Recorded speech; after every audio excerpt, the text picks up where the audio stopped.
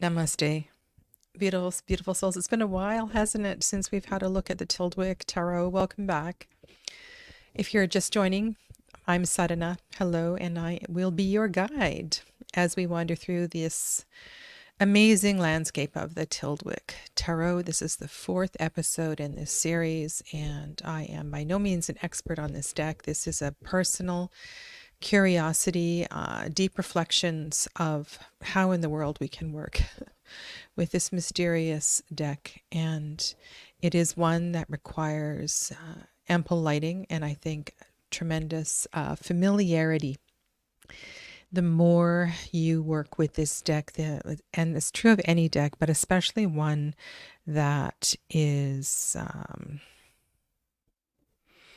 who has a lot of hidden mysteries, let's just say that. Tamien, hello, namaste. So, welcome. Where should we begin? I pulled out three major arcana, and the hangman is in the center. No, hanged man is on the left, and then the empress and the world card.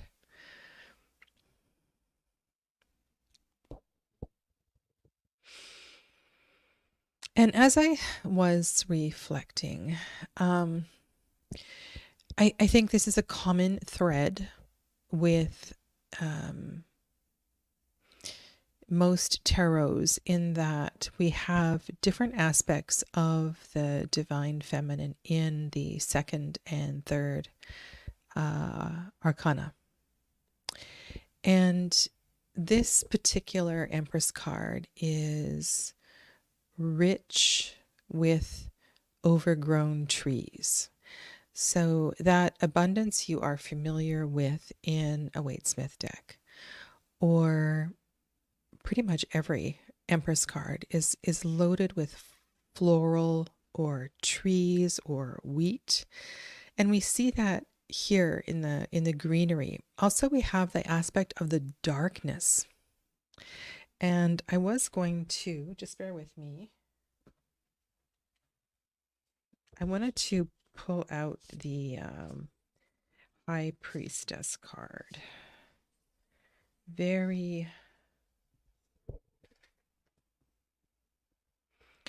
really interesting juxtaposition, because the High Priestess is quite a clear card.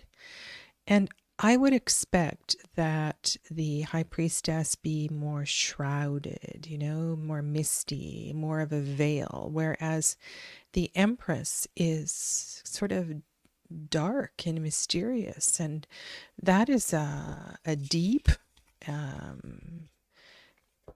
dense forest that is behind the I can see myself in this garden outside. I wonder if I could blow up the other picture so I can look at it closely here. I imagine approaching this and again, this looks like the garden is overgrown, and many places of this estate feel like caretaking has been absent. If there is somebody living here, it's a solo person. It feels like there's no staff anymore. I won't say that the estate has been abandoned, but it's not, you know what I mean? Like, it's not in full swing. So it's funny, Crow Tarot, MJ Kulinin. I got an email today about a deck that she is creating. It's something about ghosts and spirits. And I was reading her email as I was looking at this deck, and I'm thinking, there's that flavor to this deck as well, too, in that with the absence of humans, I'm wondering if there is a presence of spirit. And in a way, it's kind of beautiful. Now, in contrasting and comparing the High Priestess and the Empress, this particular card is said to be Diana, whereas we're looking at Isis in the High Priestess card. And for me, in working with the goddess, the goddess is the goddess is the goddess. And of course, there's goddesses of the moon, there's goddesses of the sun, of the earth, and all of this. But there's this energy of the goddess that is almighty and powerful, and both Isis, Diana portray a fearlessness to them. Both of these goddesses stand between a pillar of one sort or another. So they're present on a throne. They both look to me like they guard and they protect something. One is indoors, one is outdoors. And this was one of the first examinations I began with this walkthrough.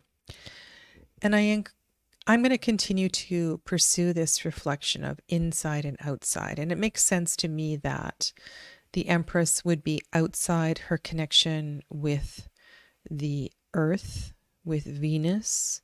And there's very subtly, this is really a blending of tarot styles. You know, there's a little bit of Tarot de Marseille. We see some of in the swords cards. We see the symbols that you would see in a Marseille minor deck. There are mythological, Kabbalistic. There's all kinds of references here. So I feel one of the challenges with this deck is that you really kind of need to have a familiarity with the whole shebang. And when I read the description for this card in the PDF, I'm thinking, all right, so I recall a card, I believe it was in the Red Seeds Tarot. There may also be one in the Dark Goddess Tarot where we are looking at a goddess that has, I don't know if it's hundreds or thousands or how it's described, of breasts and all that represents. And there is a reference to that in this particular card as well too. So this idea of fertility and motherhood is abundantly here, both in the statuary as well as in the wildness of the trees behind. There is a sense of power. The cement, right? It's solid, it's large. I can imagine approaching this and it being, you know, at quite a height. So there's a level of, I think, intimidation here. You know, she is a mighty goddess. She is also an empress. And I think sometimes we forget that the Empress is the counterpart to the Emperor, and this is a powerful card. There's that as well here too. It's different than the High Priestess. You know, that particular table, there's a delicateness to it. And I don't know how to... I understand the interior, so that one is inside. Empress is outside. I can make sense of that. But I don't know, in that High Priestess card, there's something that's not quite right. She has a detailed wall behind her that could mimic the veil that we see in the Waitsmith deck. I believe is she a Black Madonna? It looks like it, it is Isis with the gold wig, the black skin. So there is that aspect of darkness. I don't know I don't know how to describe what I'm feeling here. I just feel like this card is too much in focus. And at the same time, I like the mystery and I think that level of intimidation in approaching the Empress. It feels like, I think it's really exciting the way that it's done. Very, very exciting.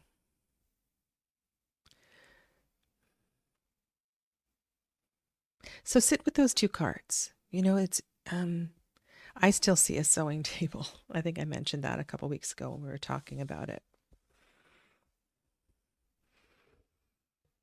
I don't know if it is forcing association when we do things like look at cards by reduction of number, and all of these are threes. I think it's not a bad thing to remember the Hanged Man. And also, if we are applying Tarot de Marseille numerological associations, then it wouldn't be that. It would be Death 13 that would be brought in association with the Empress. Where did I put my pile of majors? So, but I think it's important in a study like this to have a look at that. I'm just going to grab the Death card, just so we can look. And I'm looking at the Emperor, which we'll look at with the Forest next week, but it doesn't have that same level. It looks more like a King of Swords to me. It doesn't have that same level of awe-inspiringness to it. Could just be my perception as well too. Oh right, Death is the one with the organ. And I pulled it out before because of mirrors and things like that. Okay. And of course, the Death card does fit by association because of growth. And I think the Hanged Man, there's something to that as well too. The Hanged Man, of course, precedes death. It's the pause before that transformation. And when we bring in, now this is really interesting, this World card. And we look out. We look out. The Hanged Man also looks out. Death looks in through a looking glass. Reflects back through a looking glass. I never want to force these associations, but I think it's good to remember. And if I contrast the World card with the Empress card, the darkness has lifted, which says something to me. The darkness has lifted. We have journeyed through. Goddess Artemis. Yeah, and I suppose it is Ramon, hi. There is a guidebook, and Neil's brother, Neil's brother Joe, I think he's the one that wrote the guidebook, and he describes the Empress as Diana and the goddess as, the High Priestess as Isis. But what I was saying about this sort of clearing of energy in the 21st Arcanum, those flowers, there's something about that. I wonder if there's anything written about it. I will come back to this card later. So there's no mirrors here. Oh, this is the Shiva card. This is the Nataraj card. Oh, I need my... Where is my light?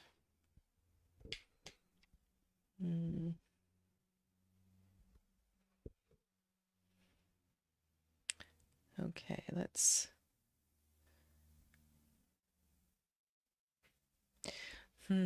So there is the dance of Shiva in this card, and it's you have the Nataraj, the Shiva statuary in the center, and then there's all these flowers. And have you ever seen a Fool card?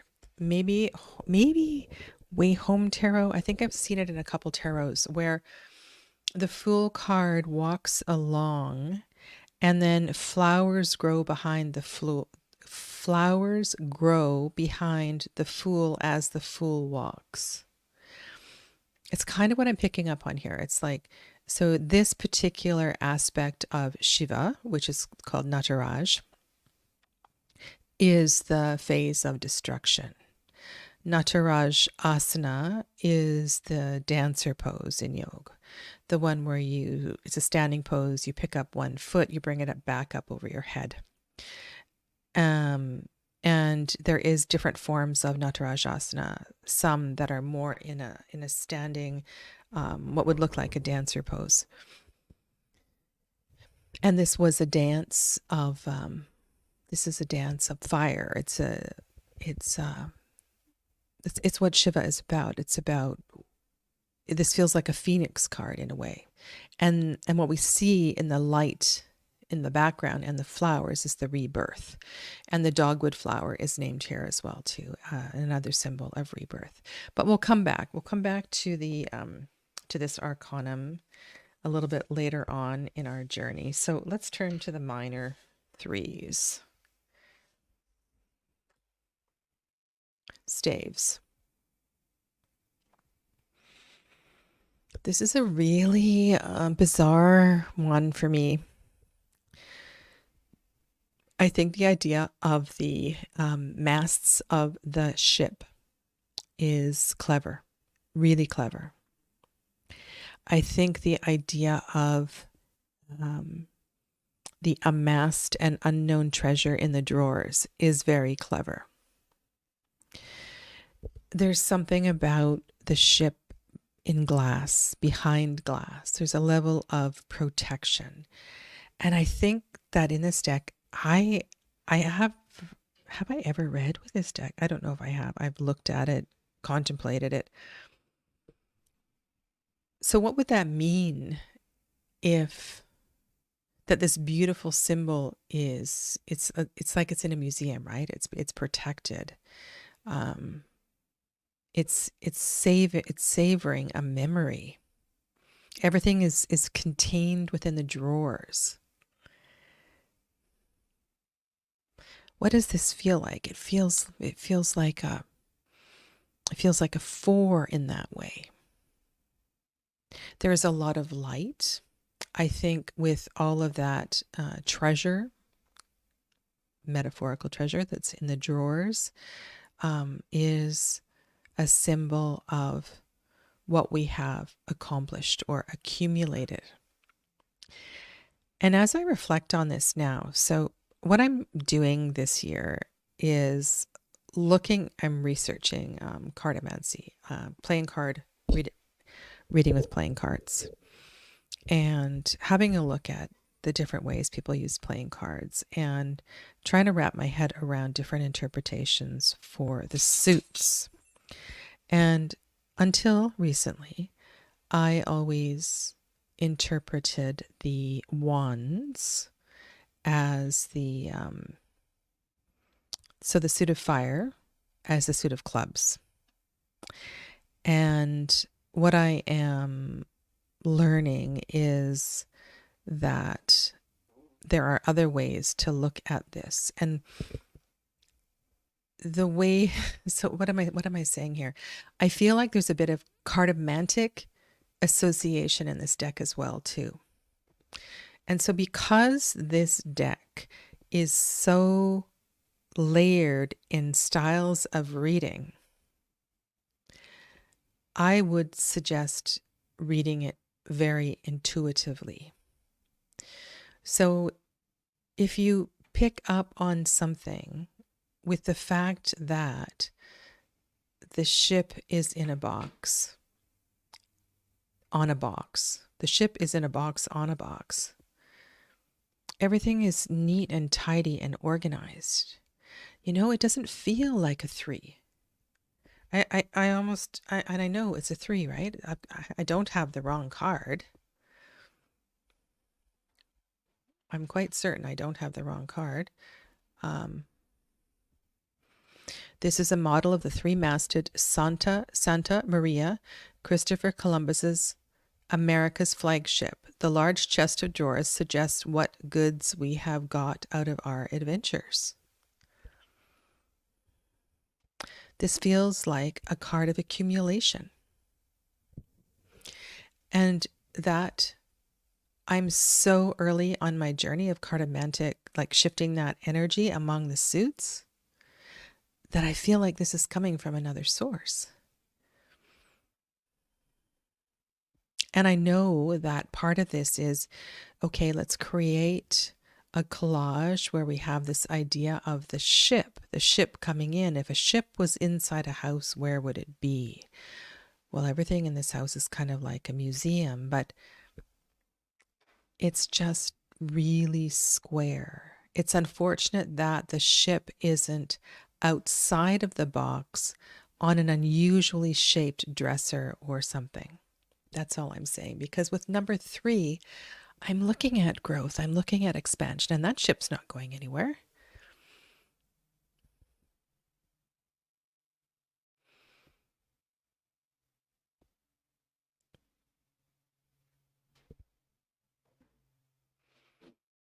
Yeah.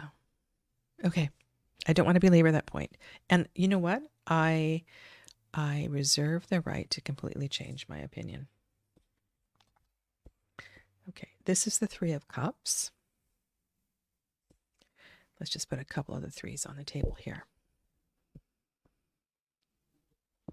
This 3 of Cups is also, so it's outside.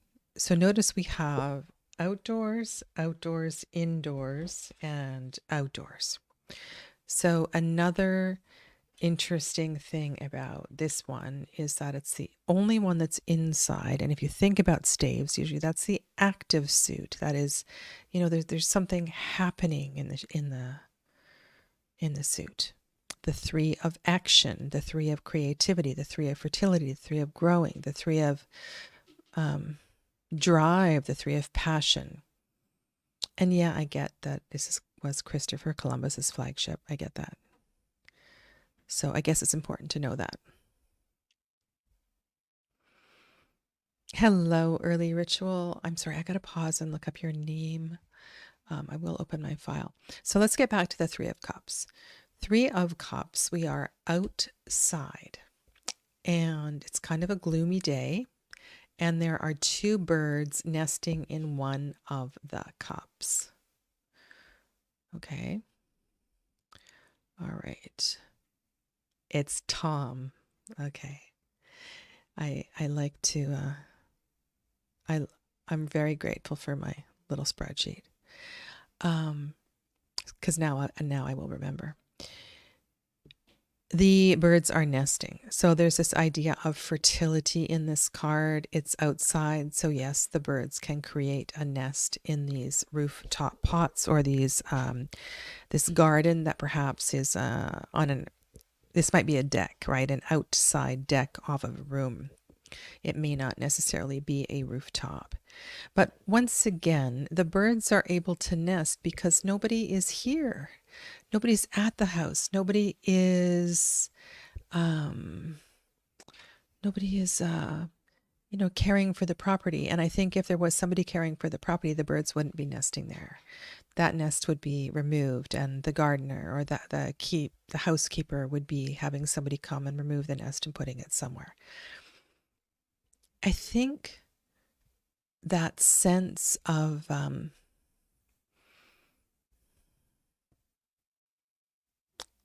it's got like a graveyard quality to it. I guess that's what I'm feeling.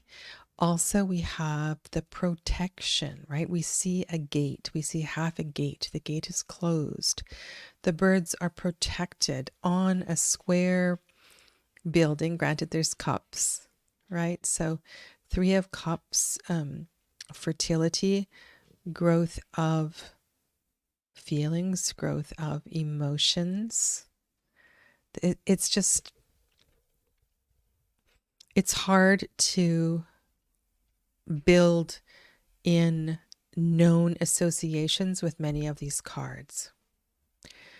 And so I want to get to reading with this deck soon, because I think the only way to make this deck work, I'm going to take some weeks to sort of analyze and go through it, but I think the best way is to just read with it. But in order to do that, there needs to be a certain amount of familiarity, right? Okay, let's go to the Lancets. I think that's the word. That was also a new word for me, lancet. The windows in the chapel. That now it says they've been boarded up. So again, another clue to the absence of life here.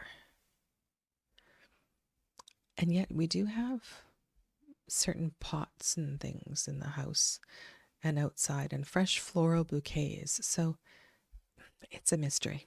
It's a mystery. Okay, yes, the word is lancet. The 3 chapel lancets have been bricked up. So are they bricked up from the inside? I'm not really, or are they bricked up? Oh no, they're bricked up from the outside. Okay, so we don't see the glass. And I think it's kind of cool that we see the 3 of swords in that central lancet, but it kind of looks like a Christian symbol the way that it is. I think that's done very well.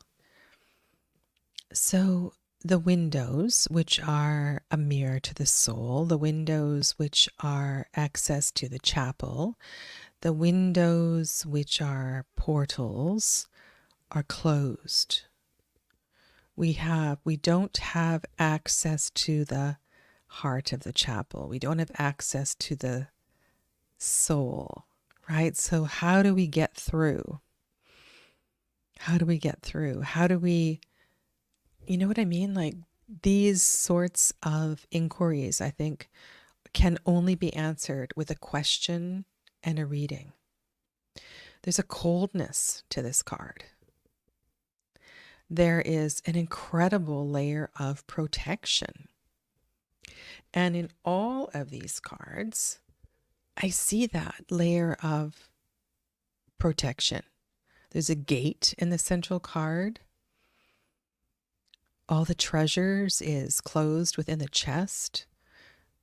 The windows of the chapel are bricked up. So why in all these 3s is there this sense of separation? What does that have to do with the Empress?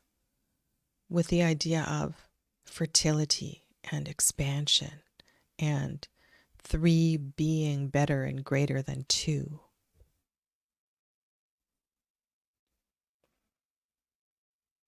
It's almost like the potential for growth has been thwarted in some way. And the other one, which should be here,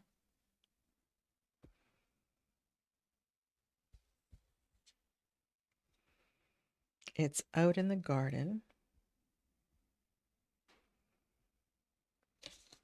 This one, that's the 3 of coins. I see a flower there. So life continues, life goes on. There is an idea in this 3 of Pentacles of some sort of a pulley system. And I think we've seen that in other cards, if I'm not, correct me if I'm wrong. Maybe this may just be this card that I'm thinking of. And perhaps that pulley system moves water. Perhaps it controls another mechanism in the garden. It could be something for a collection of water outside that has to do with the way that water is collected as it runs down through the... Now, I don't know if they had some sort of eaves trough system back in the day. I don't know. But that's what it looks like to me. And it must be working because we see greenery. And so this is other than the Empress card, this is the only one where we see new life, new growth.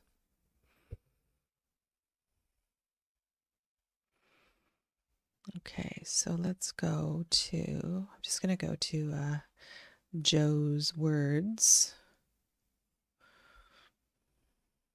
Thank God I can read this on a PDF. Okay, so you know there is a pulley system in the 2, and there's something here. So it says rosettes displayed in a garden as a prizes. Yeah, I don't know. And these look a lot like the Ace of Cups. The Ace of Cups. I have it here.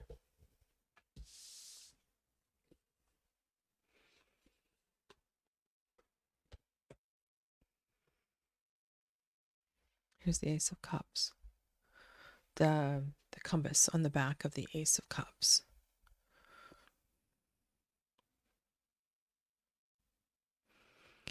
I kind of like the idea that this is part of a more complex.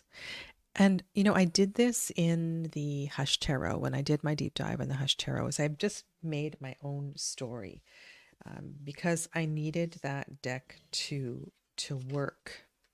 There's the 2. And I can imagine that this is part of a larger system, a network of pulleys and outdoor mechanisms to manage the aspects of the garden.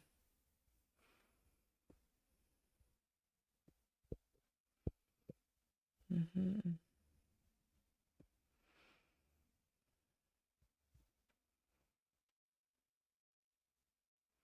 So the suit of pentacles in the 2 and the 3, we see growth.